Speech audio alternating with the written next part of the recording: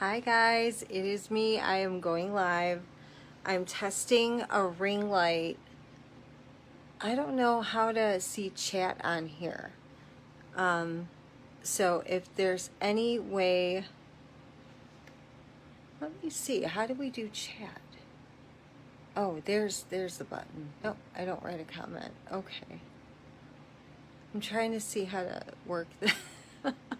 I'm always on a desktop, so I'm never on a phone. Hi, Leanne. How are? Oh, there you go. You're watching. All right, cool. All right. So I'm testing. I got a ring cam that goes with all the lights, like all different tones. It goes rainbow, like blue light, pink light, green light, all different ones. And I've never done a live using my mobile phone, so I'm just kind of getting this set up. We're going to be discussing over on YouTube destiny swapping. So, oh wait.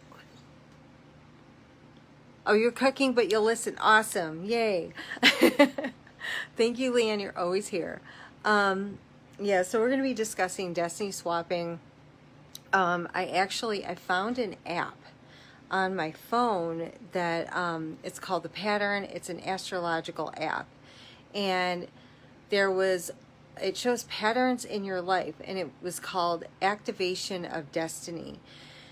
And apparently it started like July for me, and then it goes through 18 months. So right now I'm in Activation of Destiny, and I had looked up basically the other times that I was also in this particular junction in my astrological chart, and it was in 2014, 2015 when they took my life over. And then it was 2008, 2009 when my life got taken over before. So what's interesting now is that I'm not in Florida anymore. I'm in New York at a friend's house. Now I got here at the end of October, and I abruptly am not in Florida. My aunt that owned the house had passed away from cancer. She had been sick for quite a while. I was getting everything ready to move because I knew that she was sick, but finding a job that you could live on, was kind of difficult. So I eventually got blessed with an opportunity to become an insurance broker, and I got hired with an amazing company that was near where I lived in Florida, but it was work from home. They were going to pay me to take my licensing in Florida, and then I would work like 4 days a week doing the brokering. It would be auto insurance is what I would be starting in, but I would also move into other like health and life and other kind of insurance too eventually later on. So I had everything set up, was ready to go. Not too long after my aunt died, maybe within a week, I got a 2-week eviction notice that I had to be out of a house I lived in for 7 years within like 14 days. I was like, what? So I work from home, and it was kind of like everything got screwed up.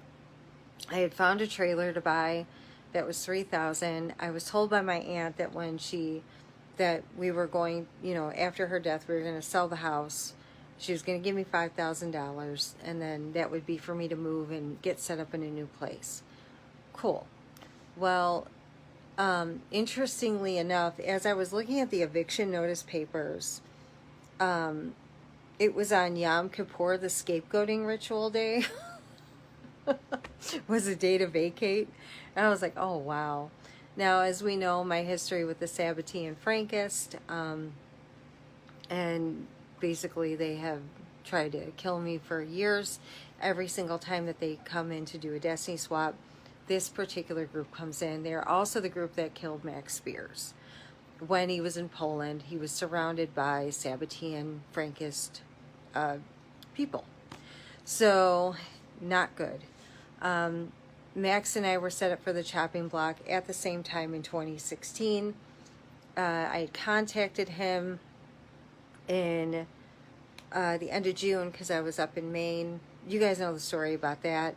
He was dead not too far along later. It was basically the same group of people. So I've outlived everybody, mostly, and now it's kind of my turn to be again. So basically what I'm doing right now is just, kind of doing the best I can. Knowing what I know. I was able to kind of hold off a little bit on moving out. Instead of leaving on Yom Kippur, I was able to leave a little bit later because we had a hurricane. And I had to take care of everything in the house for the hurricane. Eventually, I ended up here. So I'm no longer in Florida. And that was the beginning of, basically what goes on. So what they do is when you're under a Sabbatean Frankish scapegoating ritual, they exile you from a community. And you will have the most bizarre things that you're accused of. Bizarre things. Like, I was accused of so many strange things during when I was moving out of the house. They were accusing me of having the house dirty. The house was not dirty at all. They had to go the lengths of pulling a double door refrigerator that only a set of movers could move, pulled it out, the fridge out, because the fridge broke, and then took a picture of like the dirt behind a double door refrigerator that was in a very tight space that nobody could move, and claimed that I was dirty. I was like, really? Then I was basically packing up my entire life, and I had to condense everything down to like 4 duffel bags to get on an airplane and pay extra for them and everything. So I had the clothes folded beautifully on the couch with the duffel bags in front of it, getting ready to pack. Everything was in my room that was being sorted and given away to neighbors. I literally got rid of all of my jewelry, all of my designer purses. My neighbors got them, everything. And I just packed up what I could before I got here. So that was a little bit stressful. Manolo, I had to put Manolo to sleep. Manolo was 15, my Yorkie. You guys know him from pictures and videos. He was 15 years old, and he was in heart failure, and we had a mold problem in the house. So he was sick. I didn't really know what I was walking into here. So I made the decision that since he's in heart failure, he's 15, I didn't want to stress him out with a move across country, airplane ride, everything else. So I had to put him to sleep, basically, because he was dying anyway. So I took him to the vet, I put him to sleep, and I buried him on the Florida property, which he loved, and we lived there for 7 years. So I know I have some critics of that. Interestingly enough, I've heard some really amazing rumors about myself and how heartless I am for having to put down a 15-year-old sick dog. That I'm just evil and heartless, and yeah, that's sad. That's like kind of a mean thing to say. Nobody does that lightly. Nobody, puts their dog down because they want to, especially when he's beloved the way he was. And so anyway, I'm hearing a lot of interesting rumors about myself lately. Yeah. So, so that's the update of basically where I'm at now. I've been here since October 24th. It's going, pretty good. So, but yeah, I mean, it's fine. It's quiet up here. It's a farm. And, so it's a little bit, well, we had a long winter, so we kind of just been in the house a lot. I've been cooking a lot, cleaning a lot. Me and the guy that owns this place, we get along really well. We don't really have any problems. We always speak to each other very respectfully, which is important. So that's good. Yeah, so, but I realize that, that I'm knee deep in a destiny swap. I have some unusual stuff going on that has basically let me know that it's happening again.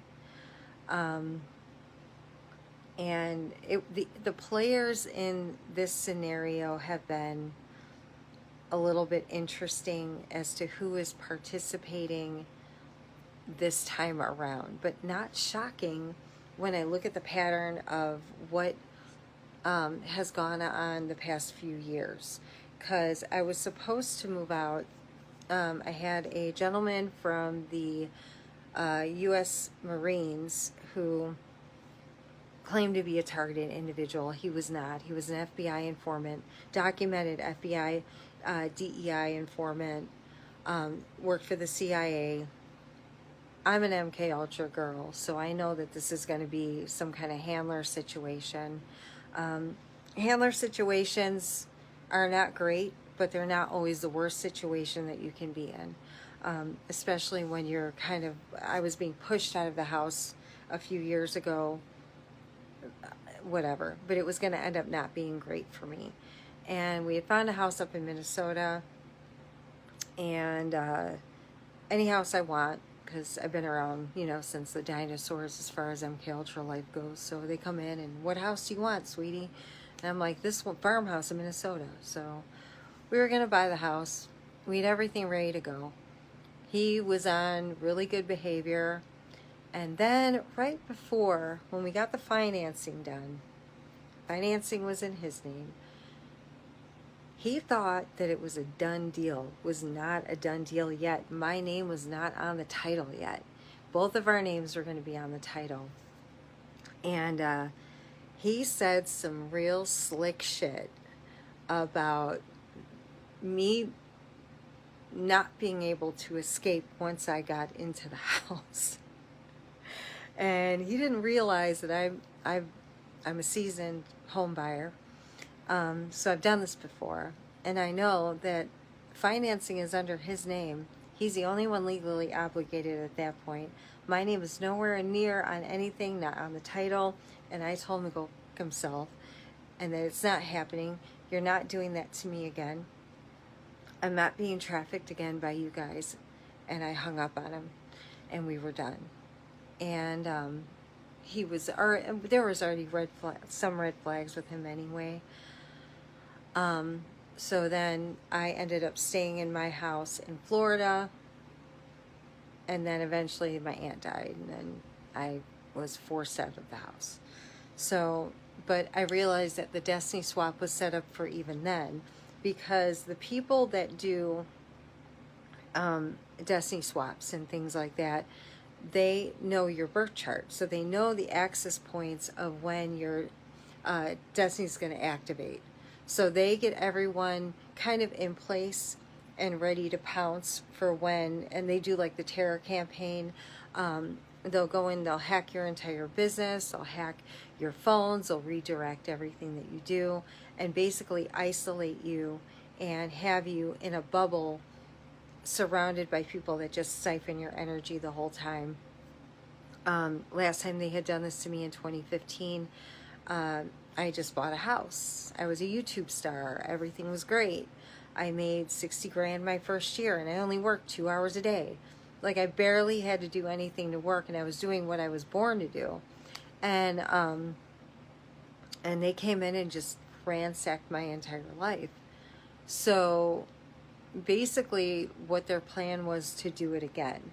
So when they kicked me out of my support system, now mind you, my neighborhood, I lived there for 7 years. I have a great reputation in my neighborhood. My neighbors love me.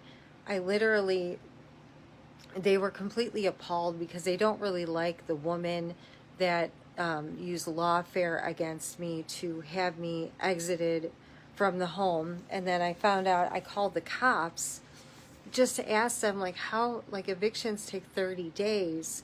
If I don't leave by this non-court ordered letter, do they have 30 days to give me an eviction notice? Like, just because I needed more time. Who can move in 14 days and find a place and get everything together? Nobody can.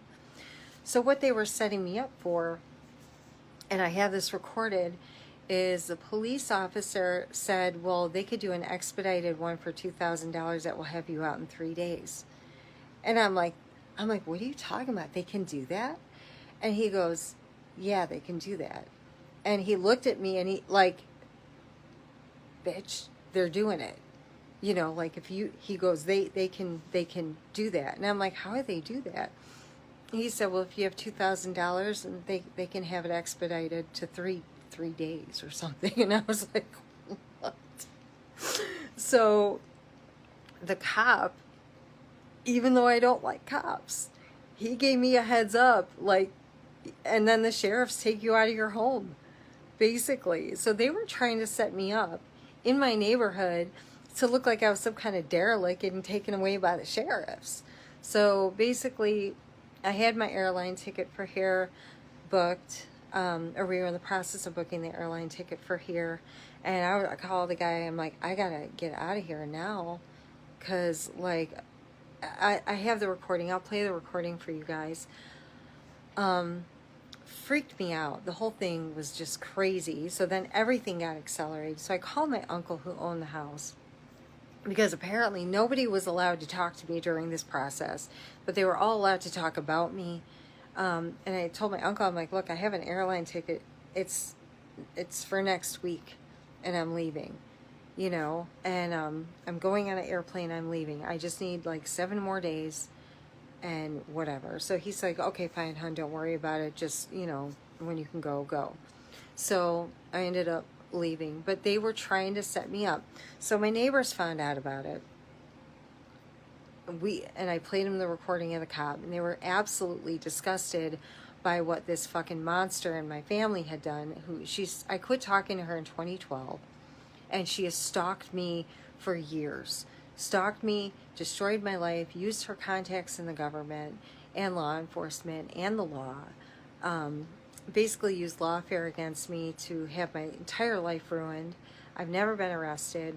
I don't do drugs. I never do drugs. I've never had any kind of mental issue. But if somebody has ties to like the Department of Health and Human Services for many years as a psychologist, they can have papers made up to make it look like you have. I never have. I've never been in mental institutions.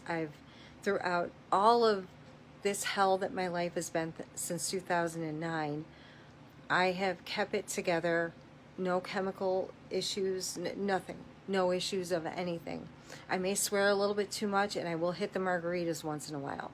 But other than that, that's about it. And abolish Shiraz. But, you know, who doesn't love that? But that's really my only issue. And that's like twice a year. So, yeah, but I've never had anything. So now, I've had some unusual stuff go on. We had somebody, now mind you, I'm out rural. I'm out in the farm. We heard a car door outside of the house the other night, and something told me to pick up my laptop. So I pick up my laptop, and I noticed that the battery's not working. And I looked in the log to see what kind of activity had happened, and it showed a remote login through a Bluetooth device. So apparently when they were outside of the house, it showed on the log the Bluetooth like hacking into my computer and setting up a whole new partition. So we haven't had any on foot kind of stuff here go on. That was the first time. I have the log showing everything that somebody was out there within 400 feet of the home hacking into my laptop. So that's the first of, you know, the nonsense that had occurred. So basically there's been some reactive situations that have been set up between me and people that I know, where I've had some former friends that I have, that were basically baiting me into arguments, baiting me into situations, saying crazy things to me. And then when I would finally, after, you know, quite a while, react, they would then try to turn it around and claim it was some kind of a mental thing. But the craziest shit about it is that these are people that I've literally had to talk off ledges for years. Like, they are paranoid themselves. They're targeted individuals who basically, like, think that, like, you know, like the really extreme targeted individuals who think that every single noise is against them in an apartment, anything that happens in the world is a weapon. Like, they're these kind of people. Now, you guys know I don't live in that space. I went through the end of life weapons testing program, and that was terrible. And luckily, they stopped. A couple of years ago, they stopped. I did the terp cleanse, which helped get rid of a whole bunch of stuff inside my body, and that lessened any of the effects of the weapons. But they were straight. I mean, you guys remember. Those of you who've been around for a long time, you remember. I've had some weird stuff go on where past couple of months I have a ton of targeted individuals trying to friend me. I don't know who any of these TIs are. I don't mess with TIs. If you're a TI on my list and you've been around me for a long time, that means you're okay. We have other things in common besides like what we go through. But I generally try not to, I never really mix in the TI group. So how they found me, it doesn't even make sense. I don't have anything about like being a targeted individual in my stuff. I have MK Ultra, I think, maybe. I don't know. But now I'm finding, as I have had some weird stuff go on, that a lot of these newer TIs that have come in and tried to friend me, they all seem to be like a little like gang, like a little group, and they all kind of talk to each other, but in a way, like when you know how the groups work, and you know how like a clique of perps will click up and pretend to be like targeted activists, because when people come in to the targeted community and they're perpetrators, they're not happy being like a target.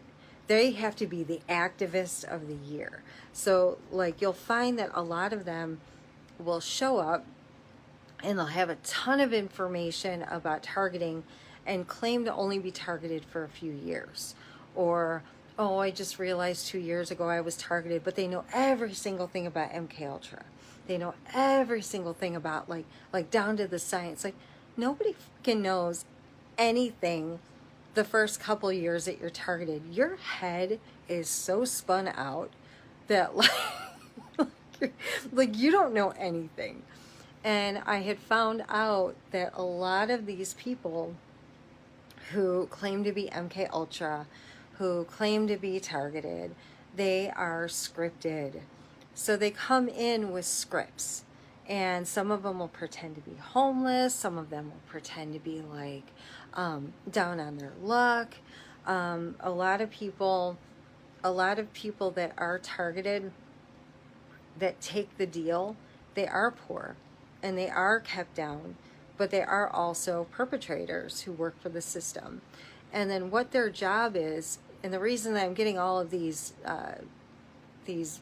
friend requests is because I'm being crowded right now. And as I look, I see it's a perpetrator group, and I'm seeing some people that I'm being set up for the Destiny Swap with are very friendly with these new people.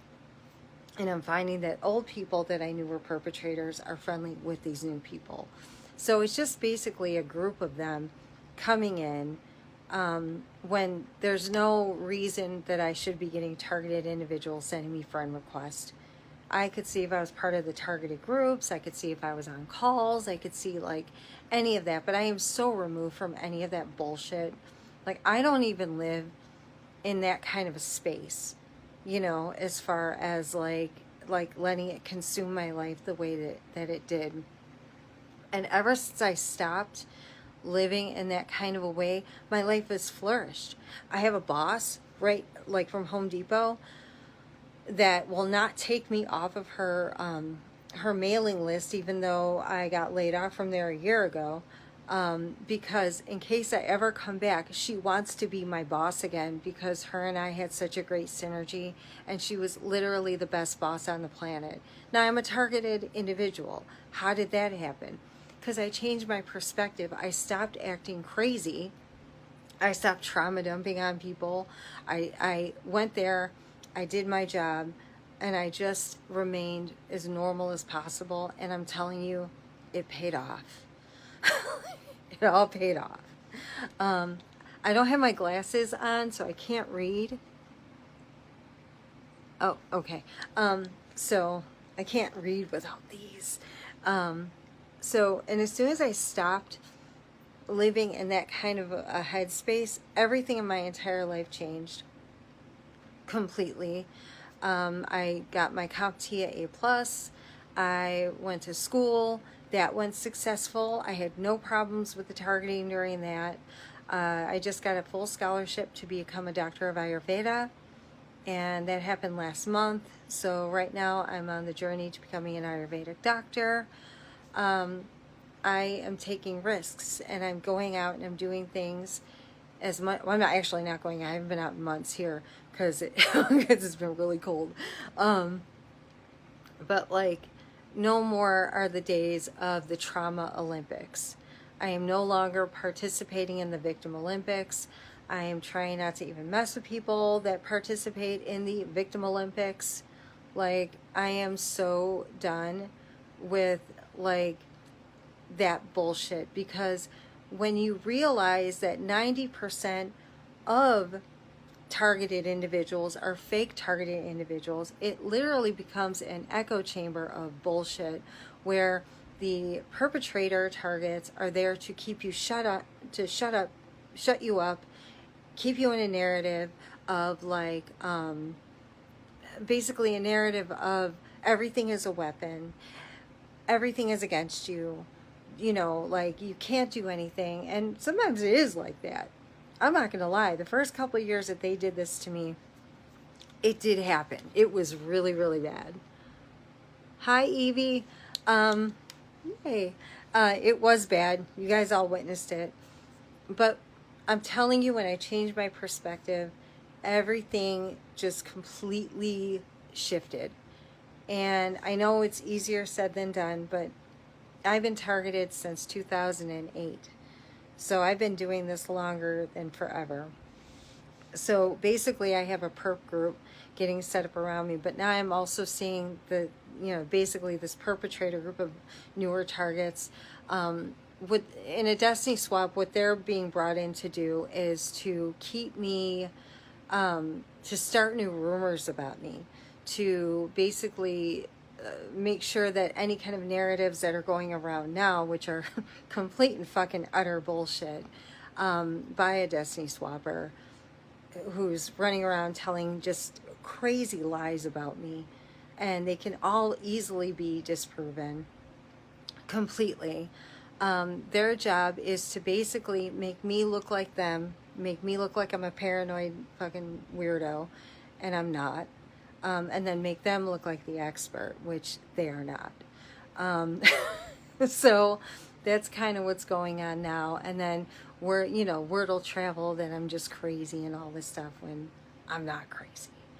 So, and y'all know that I've accomplished way too much over the years, done way too much, worked too hard.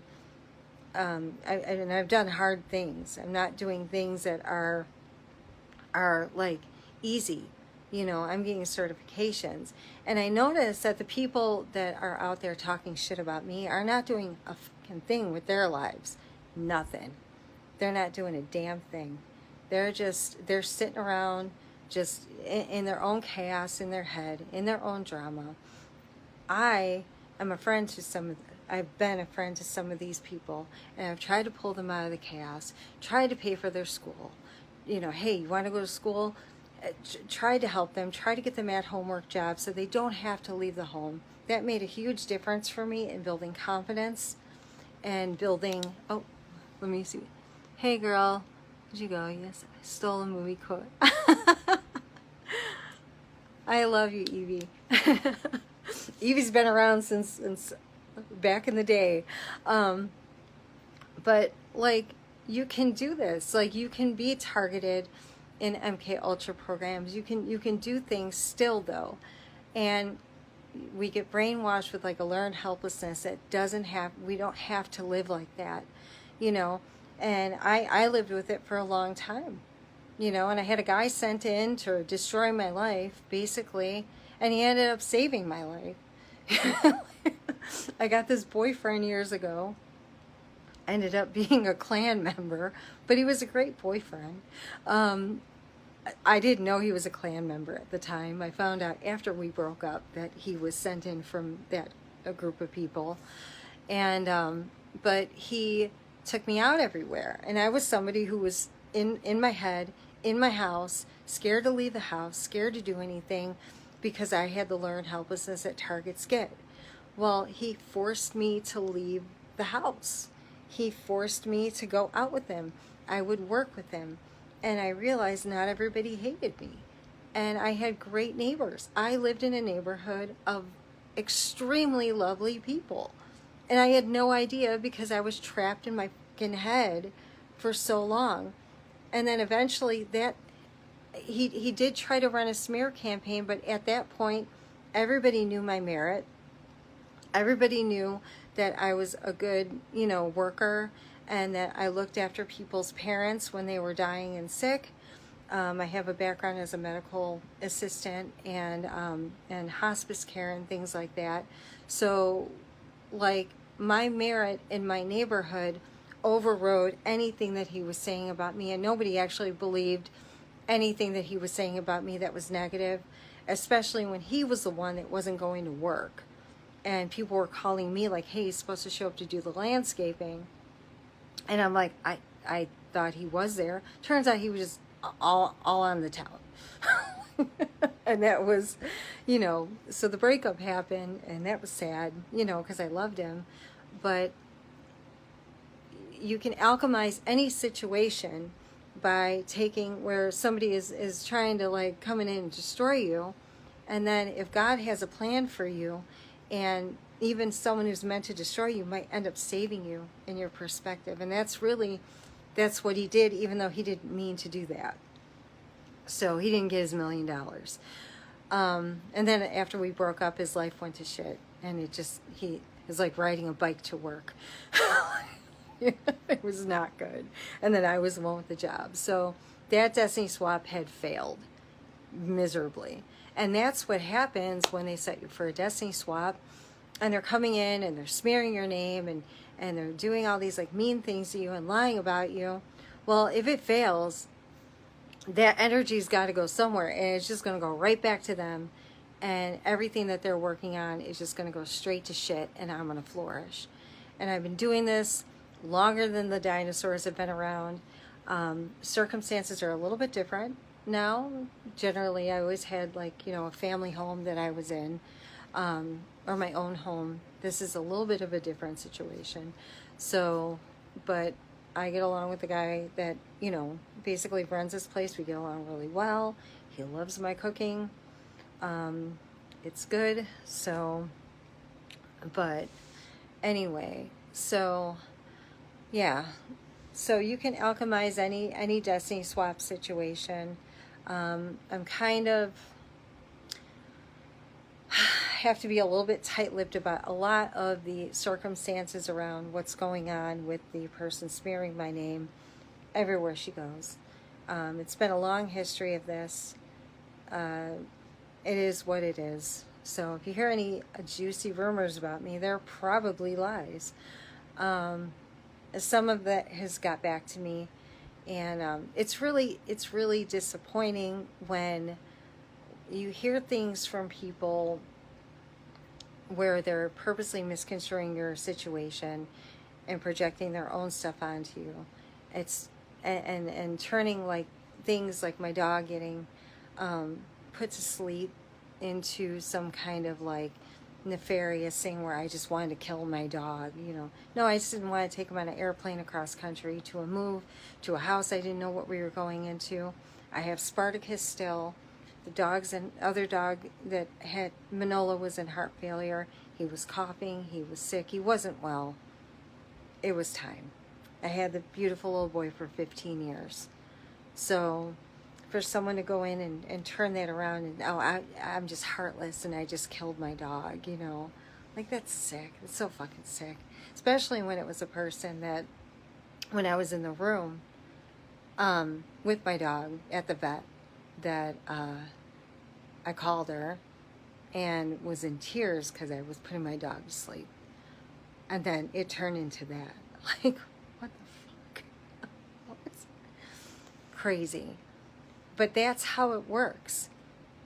And they hit below the belt. Now, I think situations like that are, I think there's some things that you just don't talk about with people. And I would say that that topic is one of them. You know, like you just don't do that. It's not, it's sick, you know. So, but that's kind of, you know, the level of shit. And then there was even talk about me stealing married men. Yep.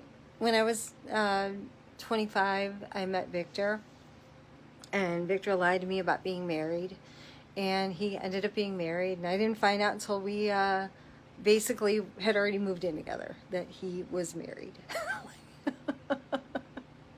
So, yeah, me and Victor were together for 6 years, and he was, and it sucked, and is what it is, you know. But I do have a video on my YouTube right now about why you should not date a married man, and I go fully into my life, and I was a young, scandalous woman with active beta programming running the streets of Chicago.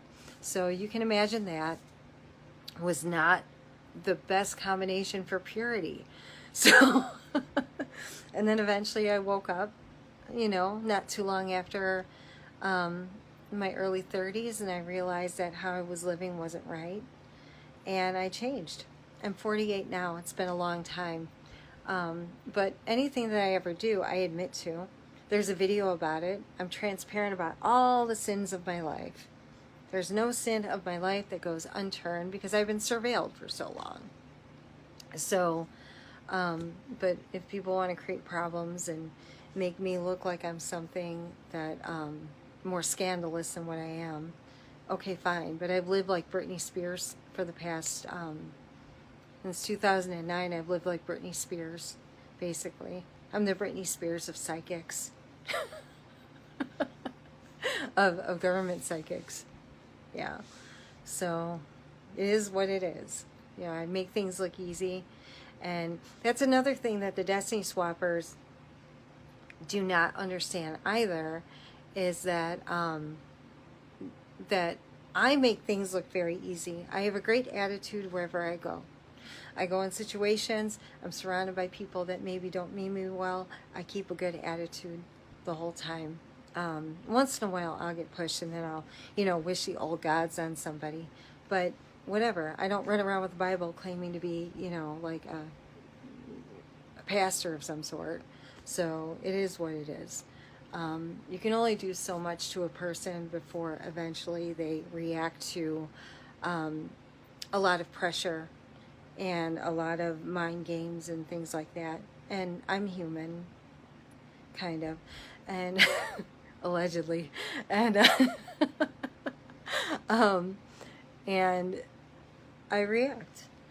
You know, I'm in a stressful situation. I mean, just the stress of having to move at short notice, move in with somebody who I don't even know, in an area I don't even know, and I'm grateful to him, you know. And you know, it's not the easiest thing. So losing everything, having to start over, not having any money, your job getting destroyed, like, you know, finding out you're in a Yom Kippur, you know, scapegoating ritual. You know, I'm handling it with grace. I'm doing okay. So, but yeah, it is what it is. And I've seen people break over less. I've done this a lot. You know, I'm the Ainana of the targeted individuals, going to the 7th level of hell, basically stripping each layer. Well, I just got stripped down again. So we have your Queen of Heaven here on another, you know, trip to the underworld. So is what it is. I'm just annoyed. I'm annoyed by the whole, like, thing. So, but when you're the best, everybody watches. And when you're good at handling a lot of pressure under grace, and you have a reputation for holding yourself together, a lot of people watch for the cracks. And a lot of them will try to, if you're not cracking, they will try to go in and make up rumors that you're cracking, or make up rumors that you're horrible.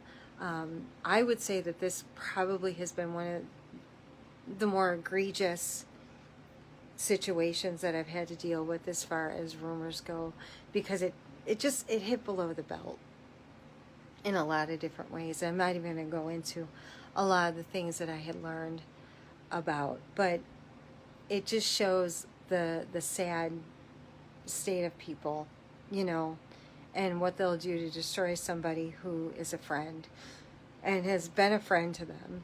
Now, don't get me wrong, I talk shit about people. If you're my friend and you're messing up, I'm probably going to discuss it with our other friends. That's me. I have a Virgo rising. But it's only because I care, and it's nothing I won't say to your face. So, because I know I can be critical of people at times because I'm critical on myself. So sometimes I run my thoughts by other people, and just to see if I'm being harsh. And I'm aware of that. So, but I live in my own world where I have to be hard on myself because the world is watching.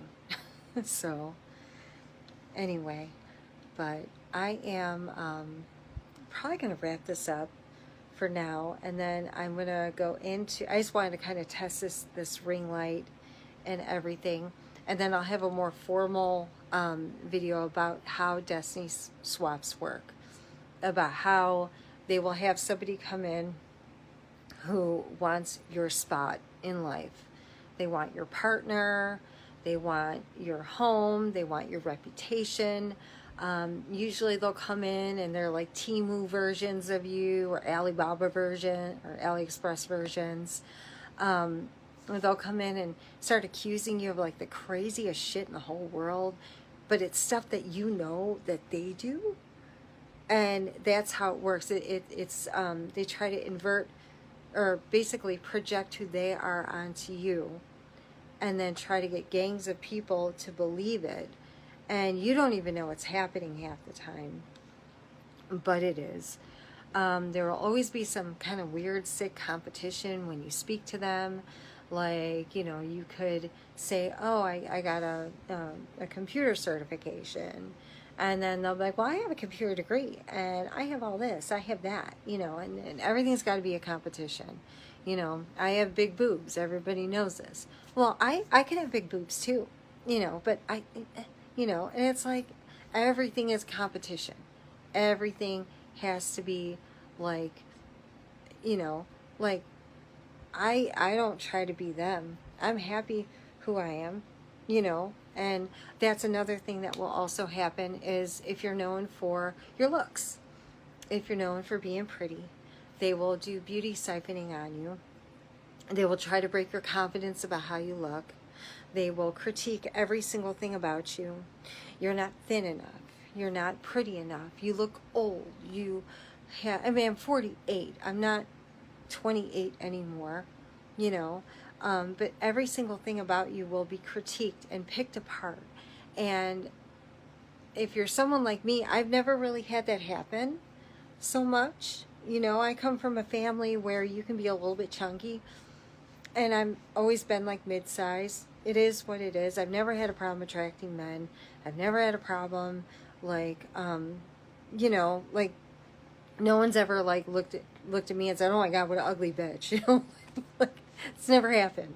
You know, I'm fat where I need to be, and I'm good with hair and makeup, and, you know, I'm funny, and it helps, you know. But you'll find that suddenly every single thing about your looks is being picked apart. Everything about your sexuality is being picked apart. They try to make you think you're sexually obsolete. And that's because when you have beta programming like I have, when you are deemed sexually obsolete or unwanted sexually, then that's a suicide trigger. And if you're not aware of that, then that could turn, that could really break your esteem and then make you glitch and die. They tried to do this to me when I was 34. And then they tried to do it to me a couple of years back. And now I know that I'm not sexually unattractive. I still have human traffickers after me at 48 years old. So apparently there's something bangable about me. I don't know. Unless it's old lady fetish, my mom's best friend fetish, or, like, I mean, but whatever you're known for, they will go up against that and pick it apart and try to create, a low self-esteem. And what they're doing is when they're doing that and they're telling you that you're not sexy or you're not attractive or you look old, what they're doing is when they say you look old, they're siphoning the youth from you. When they say that you are not sexy, they are siphoning your sexual energy. When you're not attractive, they're beauty siphoning from you. When they're cutting you down, so they can siphon exactly what they're cutting down off of you until eventually you're depleted and you have nothing left over. That's not good. So, and sometimes it works and sometimes you don't know, but they want you in the mirror, looking in the mirror all the time, picking everything about you apart, inducing eating disorders, and it doesn't matter, because when they're doing these kind of rituals on you, you basically, kind of how it works is, even if you do get thin, even if you do get, a face peel or a facelift or something, and you do look better, then it'll be something different about you that's just not right. And they will continue with the beauty siphoning until they drive you absolutely batshit crazy. And I'm kind of, as I say this out loud, I'm starting to realize that the person who has been running a smear campaign on me lives life like that, where nothing is ever good enough, nothing's ever beautiful enough, and looks in the mirror all the time, and, oh, this isn't right, that's not right, and everything is, everything's ugly on me, and blah, blah, blah. And the woman is not unattractive. There's no reason for her to think that about herself. And I've told her a million times, like, honey, you're really hard on yourself. Like, stop that. And, so, but then, I tried, basically, I realized that I was sticking up for somebody under a lot of false stories where there was jealousy of other people, and I stood by a friend and thought that I thought for sure that she was a victim in a lot of situations, and found out she actually was not. Found out, a lot of things that were not cool. And it was only until it happened to me through the situation that I could very clearly see the jealousy and the envy and the siphoning of other people's energy to vampire off of them. Like I said, I have to be a little bit tight-lipped about this because I don't want to get in trouble where I live. So, yeah, but, so that has been happening. Like, those kind of scenarios are happening where, it's beauty siphoning, destiny siphoning, basically trying to, and they'll steal your energy to remain relevant in their own endeavors and their own money-making, situations, and then you'll find that your money has gone to shit. Other people's money is getting better. It's always like an inversion. So, but yeah, this is what they do. So, all right. Well, I think I'm going to finish here. Let me put on my glasses. What do I got? 3 people watching. Hi. All right. All right. I am going to get going. And, oh, hi, Maddie. Maddie, I hope you're doing really good. I tagged you in that making metal songs about cats, because I think you might have a lucrative career after you get out of rehab. So, all right, guys.